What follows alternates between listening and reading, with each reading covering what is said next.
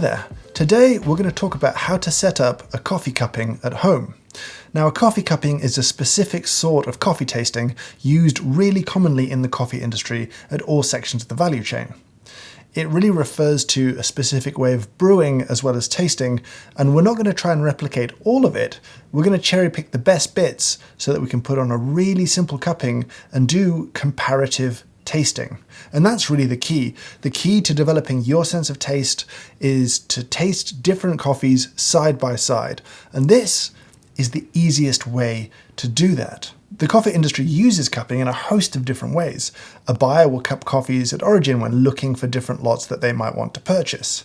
An importer may cup coffees to make sure that what arrived matches the pre-shipped sample.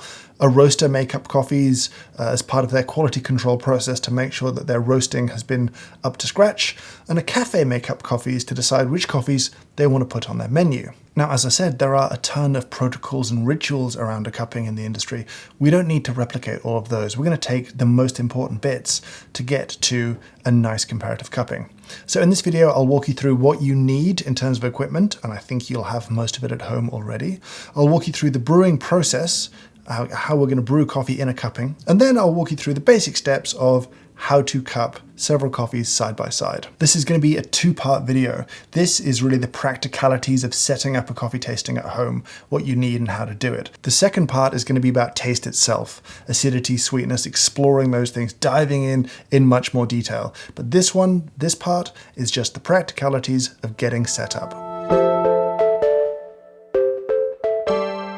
So the first thing you're going to need is a kettle. Doesn't matter whether it's an expensive kettle, cheap kettle, it doesn't have to be a gooseneck kettle, just a regular domestic kettle is completely fine. Make sure you fill this with fresh, cold water that's nice and soft and is good tasting. That's important too. Next thing you're going to need is a weighing scale, and you want to be weighing both coffee and water with it, so something accurate to 0.1 of a gram is ideal. And then you're going to need a coffee grinder. Now, in an ideal world, you want a grinder that's designed to grind through everything that you put in it, that doesn't really retain any coffee. If you have a grinder that does retain coffee and you've got a hand grinder, in this situation, a hand grinder might be better. And then you need some sort of spoons. Now, it can be something like a coffee cupping spoon. These are designed for coffee cupping, but that's not actually that necessary. It's perfectly good to just use a dessert spoon or a soup spoon. And if you want to, you could use something really fancy. But that's not a requirement. You just need something of this kind of size, and you need a few of them. And then we need something to brew in. Now, the industry uses these. They're called cupping bowls. It's nothing special. It's nothing fancy. It's basically a sugar bowl. It's a bowl of about 250 mils in volume, and that's it. You don't need to use something like this, but if you've got a bunch of these or something like it, then that's great. But you can use heat-proof glass if you want to. Lots of people like to use that. But if you have neither of those things, then you can brew in just a regular mug. That's fine, and it can even be a pretty big mug, but you'll have to make some changes and adapt your recipe a little bit as you go. But all you need is ideally 5 or 6 of roughly the same size things, and to know how big they are. And then the last thing you need is some coffee. Now, I have to be clear here. What you don't have to do is this. You don't have to go and buy 3 full bags, 4, 5, 6 full bags of different coffees. You can get away with getting hold of, say, 20 grams of one particular coffee, and that's enough for you to cup with it. Now, the ideal number, I would say, if you're starting out, is maybe 4 or 5. I wouldn't try and get hold of 10 different samples if you're just getting used to kind of cupping coffee side by side. 3 is enough. 2 is enough, actually, to have some interesting learning, but I think 4 or 5 is really the best. Now, just do what you need to do to get 4 or 5 little samples of coffee to taste. Go and talk to your local coffee shop. A lot of them are pretty interested in talking to you if you're enthusiastic about tasting coffee and you only want a few grams to do it with. If you've got friends that buy good coffee, trade with them. There's loads of different ways to do it, but all you need is a little bit of a few different things. That's really the key.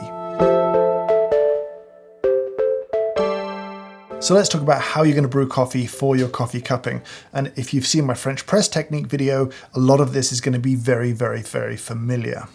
Now, there's 2 ideas behind the way that we brew coffee in a cupping. One, it's the way to brew coffee that has the least human interaction. right? What we don't want to do is brew coffee in a way where our technique can impact taste. Pour-overs are great, but how you brew a pour-over can make it sweeter or more acidic. So at what point are you tasting the pour-over, and at what point are you tasting the coffee? The other big idea behind this whole thing is scalability.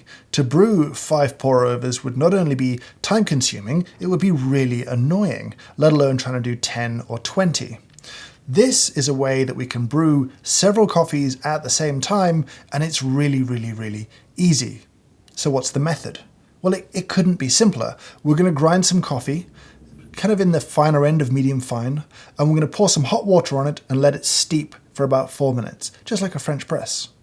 Then there'll be a crust that forms on the top, and we'll stir it after 4 minutes, clean off anything that's left floating, and then we have a bowl of coffee or a mug of coffee or a glass of coffee ready to taste. So the key things here are recipe and ratio.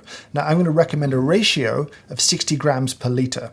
Now usually for an infusion brew like this, I would recommend 75 grams a litre, but here brewing a little weaker actually makes the tasting process a little bit easier. And then you've got recipe. Right, so if you've got, say, a 240, 250 ml bowl, you don't want to use 240, 250 mils of water. You want to use 200. And that would be 12 grams of coffee. And when you brew that 12 grams of coffee, it'll bloom. A foam will appear and it will swell up in size. That volume is typically 3 times to 4 times the weight of the coffee, and it'll vary a little bit. So that 12 grams will easily take up 40 mils, plus the 200 equals a very full bowl in a 240 ml bowl. If you don't have 5 or 6 cups or bowls that are the same size and shape, that's okay. You can use a whole bunch of different sizes if you want to. You've got 2 choices. Either pick the smallest size, in this case 10 grams to 160, and do that in all the vessels, or you could scale up and down. This is pretty much twice the size, so I do 20 grams to about 330 grams of water. Choice is yours, whatever's easier for you. Now, when it comes time to weigh beans, weigh them into the vessel that you're going to be brewing in later. It's just an easy way to keep them organized as you prep up. I would say you want to be accurate to ideally your target weight, give or take 0.1 of a gram. So if I want 12 grams in here, it's 11.9 to 12.1 is my kind of window. Once you grind them, weigh them again, because you might have lost a little bit of coffee to that grinder. In addition, before you grind your main tasting sample of a particular coffee, grind through just a little handful of beans just to make sure that there's nothing left from a previous coffee in that grinder. Once that's done, once you've weighed out all your beans, hide the bags. What you don't want is kind of prompts or taste notes lying around influencing you when you taste. So make a note of what's what, get rid of them. For the sake of this tasting, I'm just going to set up 3 different coffees in 3 very different vessels. I'm going to need a couple of spare empty vessels that I'll use for rinsing and cleaning, and I'll be good to go. So right now, I'm going to prep my 3 samples, and then I'm going to boil a kettle, and when I come back, we'll start the tasting process. The sponsor of today's video is Skillshare. Skillshare is an online community with thousands of classes covering dozens of different entrepreneurial and creative skills. I found Skillshare very helpful for me in improving the videos that I make for you. It's really helped with learning a whole range of technical skills around video creation. But because I'm a premium member, I can access everything, so I get to feed my curiosity. I've been learning about ceramics and how ceramic mugs have been made. There's also a fantastic coffee course on there from Mike Phillips, which I found incredibly useful, not just because of content, but because I love learning new ways to share and present ideas. Skillshare is incredibly affordable. It works out at $10 a month for an annual subscription, but if you want to try it, use the link in my description down below. It'll give you 60 days of Skillshare Premium. You can learn a lot in 60 days. Our water is boiled and we are ready to go. Now, if you go to an industry tasting, you'll notice that people are often already taking notes on things like the smell of the dry grounds. There are going to be opportunities to smell the coffee before we taste it, and that's interesting. But if you're new to coffee tasting, this isn't a test.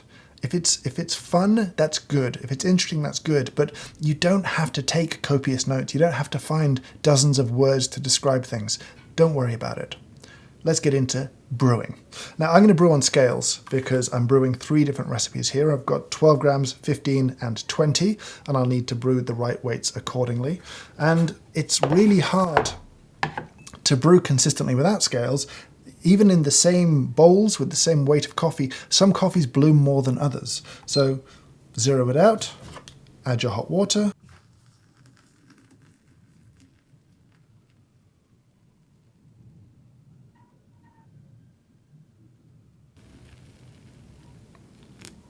Lovely. These are a little bit hot.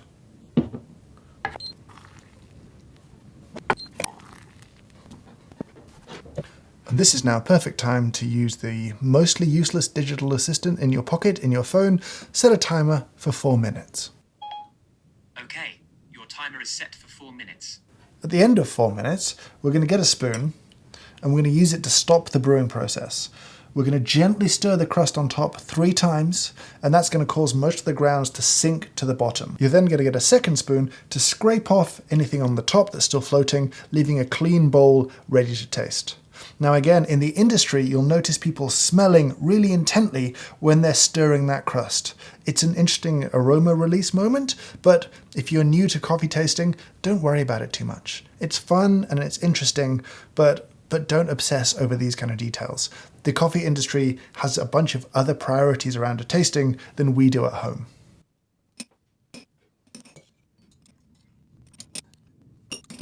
And so now these are nearly ready to taste. They're just a little bit too hot. I would recommend waiting at least 10 more minutes to let them cool down. Right now, they're not only so hot that they'd burn your tongue, but they're almost impossible to taste when they're that hot. Tasting gets easier the cooler a coffee gets. Use this time to get rid of that rinse water, clean up the space, and get ready to cup. Go and grab that notebook, drink a glass of water, and get ready. And so now, finally, it's time to taste.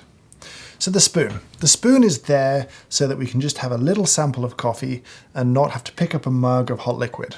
That's it. It lets us do one more thing, which is slurp the coffee. Now, you'll see coffee professionals make an astonishing array of bizarre noises as they slurp. This is mostly to cover our insecurities and make us look like we know what we're doing. Really, you need a little sample of liquid and just gently... You're really just trying to gently spray the coffee into your mouth. It's just kind of turning up the volume on the flavors that you're tasting. Give your spoon a little rinse between bowls and keep tasting. Compare and contrast. That's the game here. Make sure you keep tasting from hot all the way down to kind of room temperature. The coffees are going to change so much in that time and they'll just get easier and easier to taste. So like I said, in a couple of weeks, there'll be another part of this which is much more focused on exploring your sense of taste through coffee. This is really just about the practical process of setting up and doing a coffee cupping at home. And what I want you to do is to go and try doing this. Set something up, give it a go, taste, compare, contrast. Don't overthink it. Just think about what you like, what you don't like. When you're familiar with the process, then we'll go deeper on your sense of taste and developing your palate for coffee.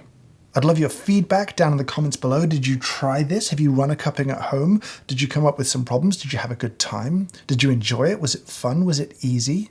Let me know your thoughts. I want to hear. As always, thank you so much for watching. I hope you have a great day.